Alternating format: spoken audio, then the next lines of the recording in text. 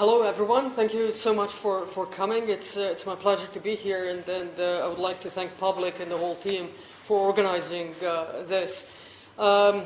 It's an easy question for me because that is exactly what we have done in Serbia. We have started from zero, we have started from scratch, and we have started back in 2016 when I joined the government. Previously I was in the private sector, so I wasn't in the politics at all, and I joined the government of, at the time, Prime Minister Aleksandar Vučić, who's currently President of Serbia, and he called me and asked me if I want to become a Minister of Public Administration and Local Government, so meaning that my job was to reform public administration. And we got a lot of advice as an EU accession country from Brussels on what to do to reform one's public administration, to become more efficient, to become more transparent, to fight corruption, to be a truly service to one's citizens and businesses.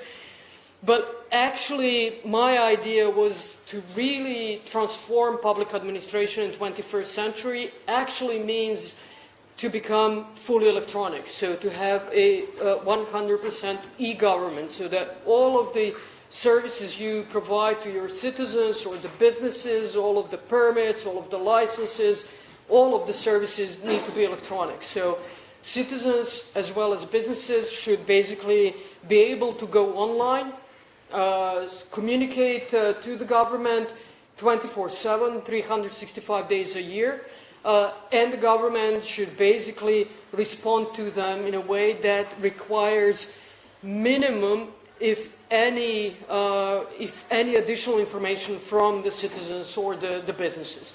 And where does one start? Starts with the data. You need to have data in electronic format. And so when I became the Minister of Public Administration in 2016, all of our data, 100% of our data were in the paper format, starting from the Citizens Registry. So what we needed to do is basically work with each and every level of administration to transform that data from the paper format to electronic format, and do it in a way that once you do it, basically those different databases talk to each other so you can provide basically services, and you don't have to do it 5 times, 6 times, 7 times, you know. So basically the country really, I mean, you know, looking back, it's actually very simple, but it is a lot of work. And if you do it right, you can change the country in a very, very efficient manner. So that was the idea that guided our digitalization. And then in end of June 2017, I became Prime Minister, and we have started basically with digitalization of everything, you know, education, but also recognizing that startup companies, innovation companies, ICT sector as such is the biggest strength of Serbia, because we can build on traditionally very strong STEM education that we have, not just in Serbia but in the Balkans overall, and that was our advantage, and that was our key advantage, not agriculture. Agriculture is fantastic, we have a lot of fertile arable land, that's fantastic, but to change your destiny, you need to invest in something that brings added value to your country, to your citizens, your businesses. And for us, it was ICT. So we have started digitalization of the entire nation. We immediately in September, when the school year starts in Serbia, September 2017, we have introduced coding and programming as mandatory subjects in our primary schools. We have started building science and technology parks. Today we have 4 science and technology parks all over the country. We are investing in 4 new ones, you know, and really I think the country has changed dramatically. When I became the Prime Minister in 2017, everyone was laughing when I said digitalization and ICT is something that is a key strength of Serbia. And today no one is laughing, and everyone says, yes, this is something that has actually changed the country. And I will, just one more sentence. 10 years ago, no, almost 11 years ago, but 2012, our annual ICT export from Serbia was 375 million euros. In 2022, so 10 years later, annual ICT export from Serbia was 2.7 billion euros. So we went from 375 million euros to 2.7 billion in 10 years. And this year we expect that it will be 4 billion euros. So it's possible, you can change it, but you have to work on it. And I think really the key thing is really for a government to identify what are the real advantages and strengths of one country and how do you invest into it to create an added value for your country and your society. Really frustrated by the fact that up until 2016, 2017, our schools weren't connected to the internet. You know, you had schools that were online, or you had internet in all of the classrooms, but those were schools in the city centers, but not throughout Serbia. So what we have done, we've basically partnered with the European Investment Bank. We have taken the loan from EIB in the value of 60 million euros to connect all of our schools, even the smallest school with 6 or 7 pupils in the most rural villages, to connect them to the internet. High-speed internet access in all of the schools. Why? Because without that, you wouldn't be able to actually teach coding and programming in schools. That's one thing. And secondly, you wouldn't be able to reform education in a way to start introducing digital textbooks and digital classrooms. And it seemed senseless for kids in the 21st century to still have these, paper textbooks. For them, it's boring. It's not interesting. It's very difficult to keep them interested in or engaged in that kind of teaching methods. So we have started introducing digital textbooks, meaning that you have smart boards, you have interactive learning materials. You learn through, you have open questions, you have ABC answers. That's something that would be interesting for them to actually do while at home. So homework becomes more interesting, and it is also a different kind of interaction between teachers and kids, because you also kind of bridge that generation gap where kids can help their teachers do these things, because in some ways they are better equipped for tech. But to do all of that, the first thing was you need to have high-speed internet in all of the schools. So this is now completed. We have connected approximately 1,800 schools, so all of the schools to internet, and started slowly introducing digital textbooks for each class, each subject, so that the kids can basically start learning from this interactive, innovative material, which for them is something that engages them in a better way. Also, to introduce coding and programming in all of the schools as mandatory subject, you lack teaching staff. You lack teachers, professors, and we trained about 3,000 teachers.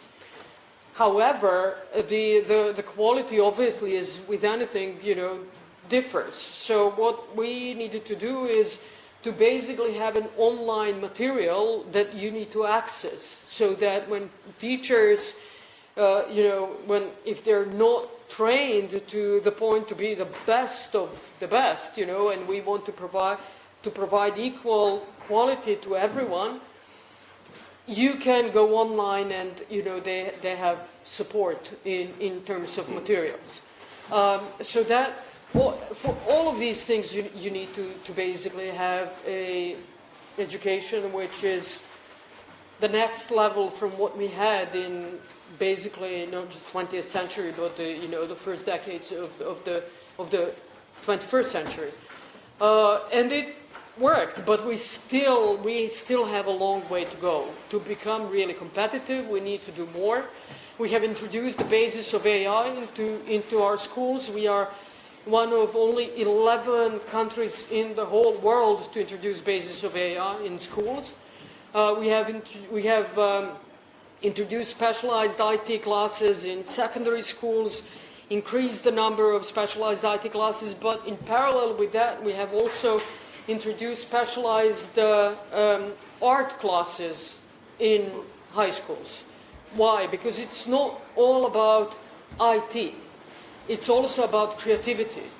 Especially with AI, you need to be creative. And those societies who can actually get this synergy between tech and arts and creativity will be the winning societies of the future. So we are investing a lot more into creativity and arts in general. And plus, for those who think that not all of us can be IT experts, I 100% agree with that. I myself, I'm not an IT expert. So this, for me, is really, just looking at what will empower, strengthen, and enrich our society. But when you teach kids IT, like Scratch, Python, coding, you teach them algorithms, and you teach them how to think and how to resolve problems, which is important for any kid and important for any society. So you teach them how to think and not what to think, and in itself, it is a very different type of education. As the Minister of Public Administration, I have started establishing this National Academy for Public Service, which would be basically an institution which would take care of, which will make sure that everyone in the public administration is equipped with the knowledge which enables them to provide high-quality services to our citizens, be them in the provincial government, local governments, on the municipal level, or the national republic government. And in 2019, we have opened the National Academy, and the National Academy is providing all kinds of trainings. So, for example, trainings on how to work with youth. And we have invited youth organizations to teach public servants on what do youth need. And especially important for the local level, so for presidents of the municipalities, mayors, and so on and so forth. So the Academy enables us to invite youth organization. They come and they deliver lectures to mayors, for example, or municipal presidents, or how to work with minorities, or how to work on the local economic development. And so that saves time to citizens and businesses when you have kind of, new people in the leadership positions. They do not have to go through this trial and error process. They can be efficiently taught on how they can do their job well for their citizens. But also we have this high-level education for all of the public servants on AI, big data analytics,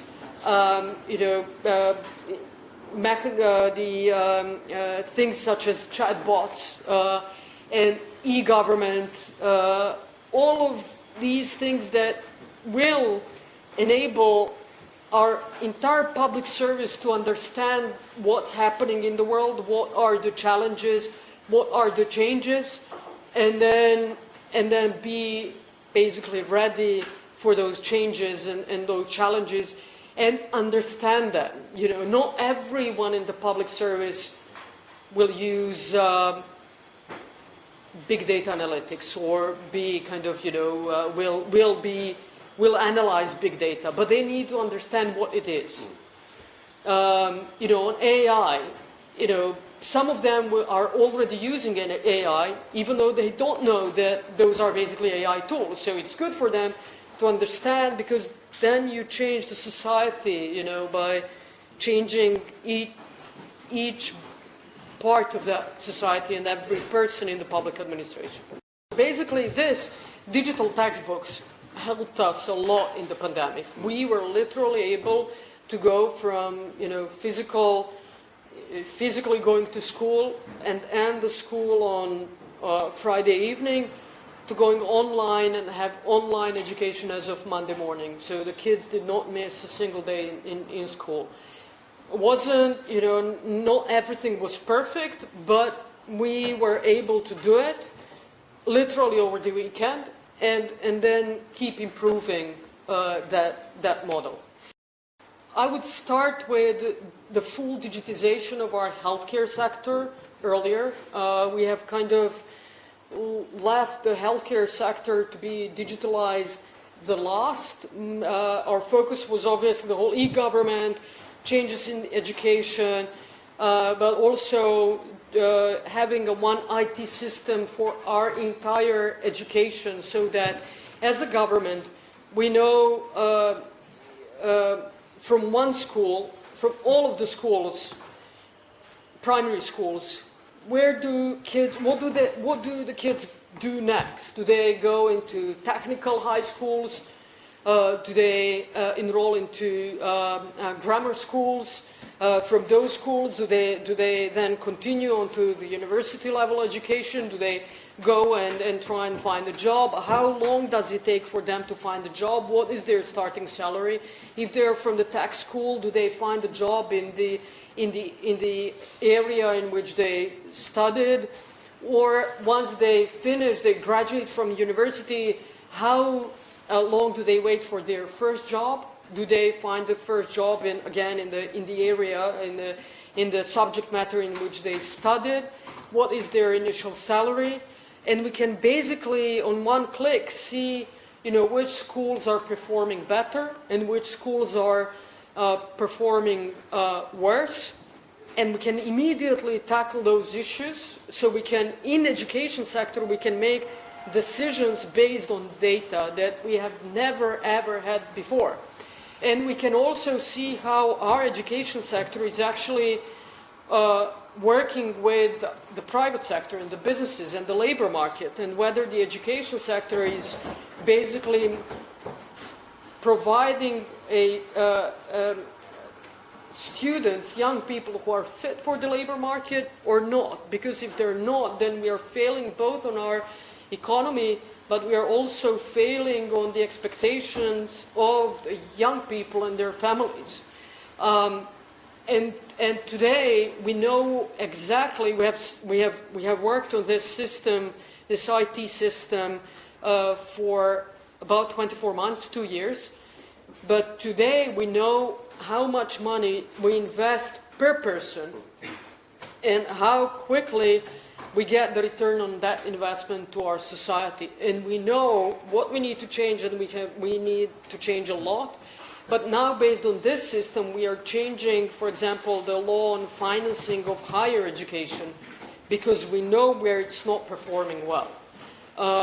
And so we have done that, and that was kind of a priority. But looking at the developments only in this past 7 years, and for example, the role of biotech, and to what extent AI and biotech will play a decisive role in the development of any country in the future, if you want to be perceived as a country which is tech savvy and which really, you know, puts all of its money into being recognized as one of the worldwide tech leaders, we should have digitized our healthcare earlier. We are doing it now.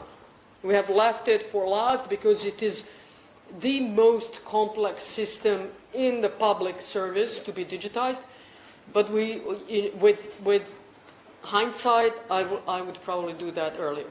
For us, the two focus areas right now are AI and biotech. We have done so much in terms of ICT startups, innovation companies, and we are going to continue doing that. But it has, I'd like to say, it has a life of its own right now. And so We do not need to micromanage it in a way, but we need to create an ecosystem for us to become one of the leaders in AI and biotech. And we already have plans, but that is kind of our full focus right now. And that has helped us, bring in people from diaspora back to Serbia, because they've recognized that, for example, in terms of AI, we are doing a lot of things. We have adopted the AI strategy as one of only 26, as a 26th country in the world. We have established the AI Institute. Last year we have become part of Global Partnership on AI as one of only 29 countries in the world to become a member of Global Partnership on AI. And in biotech, we have now signed MOUs with companies such as Japanese Takeda, the US Merck, the Swiss Roche, and we are working very closely with our R&D institutes to actually provide to these big pharma companies that we can do cutting-edge research, and that they should open their research and development centers in Serbia, because other companies in German Continental in automotive opened a big R&D center in Serbia. US NCR opened a big R&D center in Serbia. Microsoft, one of the biggest European R&D centers, is in Serbia. Epic Entertainment is building a big campus now, but now we need a big pharma to prove that we can also do that, because if we can do that, then the future for Serbia in terms of tech nation is safe and sound. And I know that we have built something that we wanted to build back in 2016 and 2017. We need to make our financial system more flexible. So for more VC funds, we need to invest more also as a government into startups throughout their growth, innovative companies as well. And as I said, we need to have all of the data. Obviously, it's going to be anonymized, but we need to have kind of the healthcare data so we understand what we're doing. And for example, a big thing is going to be obviously genome sequencing. We need to go towards personalized medicine. As a government, we are investing anywhere from 2.5 to 2.6 billion euros every year into healthcare. But we do not see the results of it because we do not have data. As many of the other governments don't have data. You're basically pouring the money, you don't know if that increases the quality of the healthcare for your citizens, and if yes, in what way. And it's basically you're flying blind. Serbia is, as most other countries all over the world, and with the data, we can do much, much more, and we can do a much, much better job for our citizens. It's a particular challenge, I would say, that if we manage to resolve again, we would see this, leapfrog in the not just the quality of service that we provide as a government, but also in the cost of service. And in when we changed a couple of years ago the procurement law, we have introduced a innovative partnership mechanism by which, for example, public enterprises or public companies or civil service, public service, can partner with startup and innovation companies to offer innovative solutions. But the problem still is, so the logic behind this is that you have a very creative, very innovative individuals who would provide solutions to the problems that we in the public service do not even know exist. We don't even know that we have a problem. And some very creative, very entrepreneurial, very smart individual looks at that service and says it can be done better. But when you need to have a public procurement, how do you procure something for a problem that you don't know exists? So, and we have enabled that possibility, but still we can't actually find a way in which we can basically connect the two dots and enable, in terms of GovTech, enable this area to grow much faster. We are still struggling with it and trying to find basically the way how to do it. For me, it's all about efficiency, to be honest. I think it will enable people, do more and more interesting stuff in the same amount of time that we had previously. You would be able to do probably 5 things in the amount of time that you previously needed for one thing. So the efficiency is certainly something that will help us in the government provide better services. But overall, I think there are a lot of people all over the world who are frightened by digitalization and now especially AI. I think I'm an optimist. I think that yes, jobs will be lost, but I think obviously repetitive jobs, boring jobs will be lost, and it is up to the government to make sure that these people who will lose those jobs have new skills which they will then use to have jobs which help them earn more, have more a life which is more fun, and live a better life. And it's not easy, but for example in Serbia we are opening 12 different regional training centers which are there to basically, they have an open door policy for people. If they want to be retrained, they can do so in a training center which is basically close to them. But the lifetime learning is something that, again, we will have to teach in schools, that people will have to learn throughout of their life, acquire new knowledge, acquire new skills. And if those societies that will be successful in that will be thriving societies. And those who, AI is something that is coming, and you can turn away from it, you can turn a blind eye, and then that will caught you unprepared.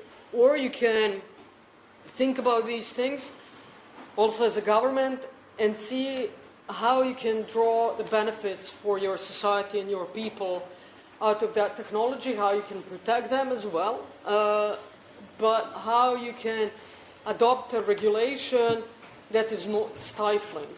For example, in Serbia, 3 weeks ago, we have adopted as a government, we have adopted the ethical standards for AI. We have worked on that. We are now working with UNESCO to basically share with them what we have done. But you have to embrace those changes as a responsible government to make sure that your people, your society, your businesses are ready for the changes. I would say that that has become even a bigger problem that what it was 2 or 3 years ago. Misinformation, disinformation. It is very, very difficult to tackle it, especially in the era of social media, when any information is taken as a fact by those who are in the circle of the person who's basically spreading the misinformation or disinformation, intentionally or not intentionally. I do not have an answer to your question. I don't know. We're still struggling with it because any effort to tackle misinformation or disinformation on the part of the government is basically construed as censorship. So my thinking more and more is that it cannot be done by a government. It needs to be done by, an institution which is independent from the government, but is credible, whose credibility is checked, double-checked, triple-checked somehow by a society. I don't think it can be done by a government. I've tried doing it, but I have to say that I've got burnt. Anytime I've tried doing it, I was accused for censorship, and it's very difficult. And so the government cannot do it. That's, right now, that's my thinking. So I know each and every society has a problem with it. This morning, I watched actually a very, very, very good,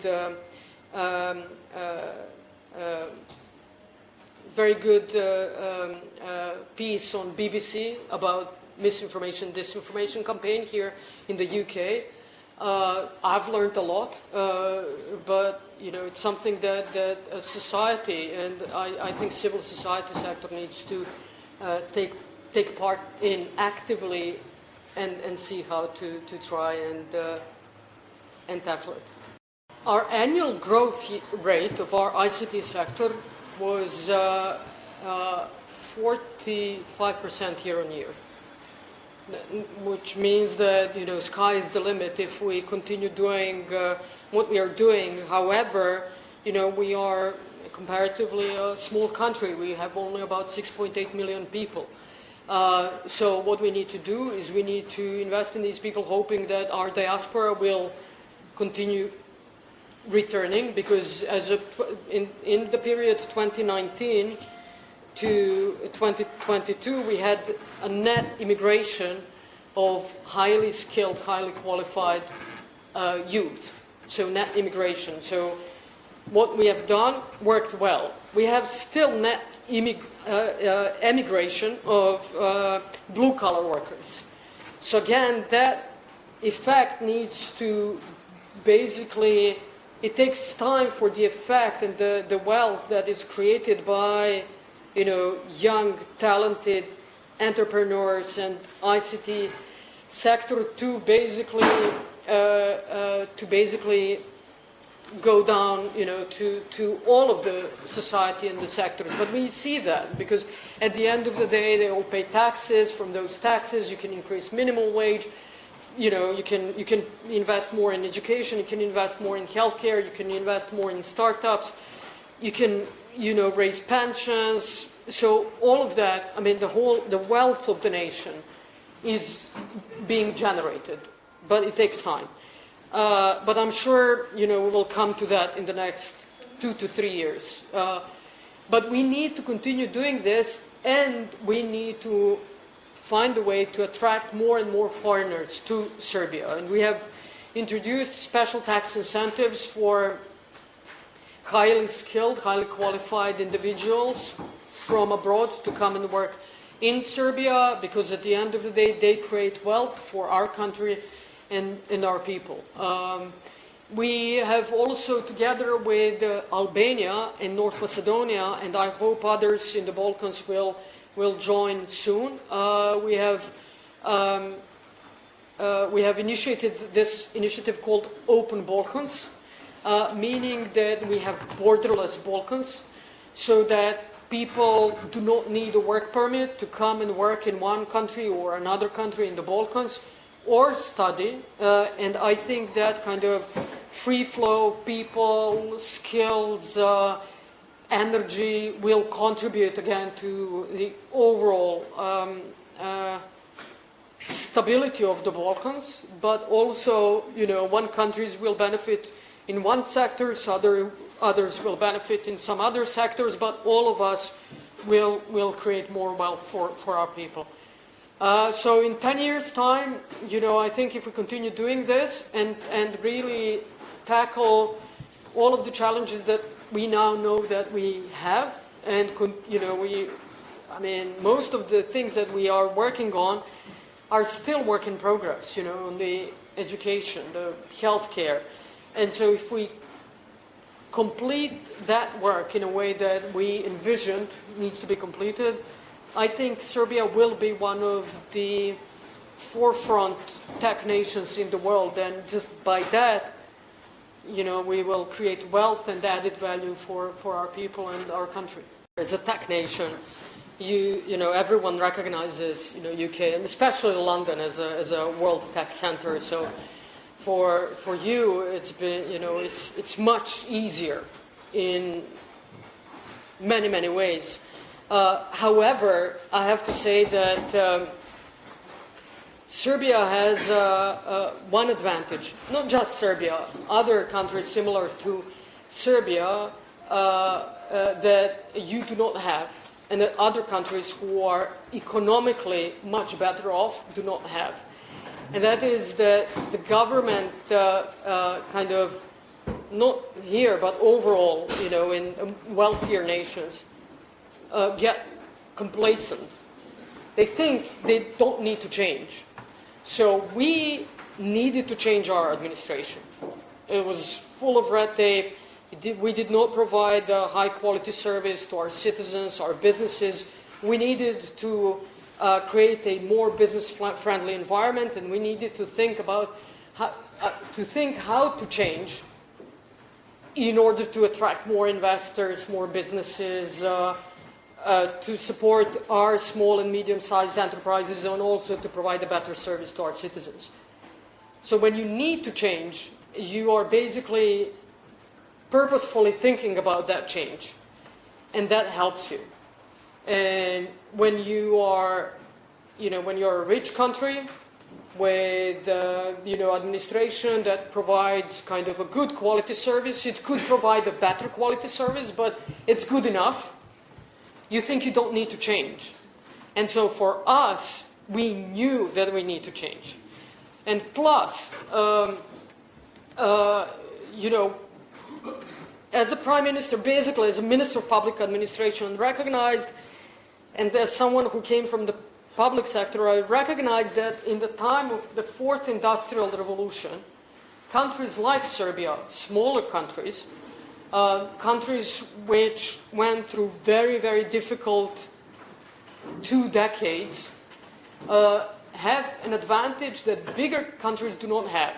In the economy, usually you have the economies of scale, so big countries with a lot of people, have the economies of scale, and we cannot compete with those countries. However, in the fourth industrial revolution, it's basically like multinational companies and startups. We can change more quickly. We can adapt more quickly. And that, if we use that advantage, then we can attract better investors, more investors, we can adapt more quickly to everything that the fourth industrial revolution is bringing with itself. And you do not get a lot of, how many times in the history of the mankind you have industrial revolutions? How many times do you live at the time of the industrial revolution? How many times you get to be you get the government who lives in the middle of one industrial revolution to understand and adapt. And so what that provided, the living at the time of the fourth industrial revolution to Serbia, or any other countries which weren't the winners of the third industrial revolution, had a unique opportunity to be the winners of the fourth industrial revolution. And so the new industrial revolution brought all of us to the equal point in which we can again compete. And we understood that we can compete. And so to me, you have economies of scale, but sometimes countries like Germany or UK or France or, especially in terms of e-government, public administration, do not understand that they can or they need to change. And again, a lot of countries come to that trap. I've heard Prime Minister Sunak speak today at the opening of the London Tech Week about AI regulation. And I think, you should be wary that it's not too conservative, that you do not stifle it, that you protect your people, you protect their data, you protect, kind of, humans, if you will, but not at the price of becoming less competitive than others. Try and find the best possible balance in that. We have a very good, for example, in tech, we have the very good collaboration with Switzerland and Digital Switzerland. But people in Digital Switzerland, similarly to Germany, could not do and still can't do what we have done in Serbia by introducing coding and programming as a mandatory subject in primary school. Because our education system is very centralized, we could have done it immediately. I mean, immediately. We made a decision, we then rolled it out. But in more decentralized countries like Germany or Switzerland, you can't do it. Because each canton is responsible for their education system. And in Germany, each federal state is responsible for their education system. So again, being smaller at the time of Fourth Industrial Revolution gives you an advantage. Precisely like in the economy, you have big multinational companies. When you make a decision until it reaches, the bottom level of management, takes time. We are like a startup. We make a decision, we do it, we implement it. Plus, we have this advantage of when we make a bad decision and we make a mistake, we can see the mistake earlier and we can correct it. I have to say that we have already established the whole legislative regulation for crypto, the law on cryptocurrencies, the issues of cryptocurrencies as well, digital property. Digital property in general, but I'll tell you in more general terms. Like Montenegro, Serbia is EU accession country. Now, being part of the EU has numerous benefits. Also, while we are traveling, while we are on our way to the EU, not being part of the EU also has some benefits. So in terms of legislation and regulations, you do not have to be that conservative and that strict. I personally think that EU will need to change in that respect because they are losing the race